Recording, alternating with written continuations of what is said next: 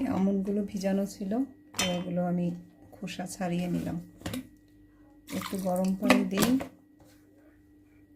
এবার এটা আমি ব্লেন্ড করে নিই। ব্লেন্ড করে নিয়েছি, এবার এটা সেঁকে নেব। এটা না সেঁকলেও হয়, তো আমি এটা একটু সেঁকেই নিই। এরকম আমন্ড মিল্ক তৈরি করে বাচ্চাদের কিন্তু বিভিন্ন রকম স্ন্যাক্সও করে দিতে পারেন। অনেকের প্রশ্ন, এটা আমি কি করব? এটা ফেলে দেব না, এটা কোনো সবজির মধ্যে দিয়ে দিব, তখন সবজিটার স্বাদ বেড়ে যাবে। যে মিল্ক তৈরি হয়ে গেল, এর মধ্যে আমি একটু গরম পানি নিয়ে নিই। এবার এটাই যথেষ্ট মিল্ক হিসেবে খেতে পারেন। আমি এর সাথে আজকে হলুদ বুস্টারটা তৈরি করব। 1 চামচ দিয়ে দিলাম। দিব হচ্ছে কোকোনাট অয়েল। একটু ঠান্ডা পড়ছে, তাই কোকোনাট অয়েল জমে গেছে।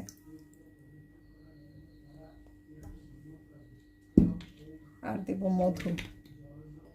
অনেকেই জিজ্ঞেস করেন মধু কোথা থেকে নেই। মধুটা আমি আসলে এটা বিভিন্ন জায়গা থেকেই সংগ্রহ করি। তার মধ্যে এটা হচ্ছে একজনের বাড়িতে মধুর যে চাক, সেখান থেকে, তার বাড়ির গাছের আর কি, বাড়িতে ঘরের মধ্যে চাক করছে, গ্রামে বাড়ি, সেখান থেকে সে আমাকে কিছুটা গিফট করছে।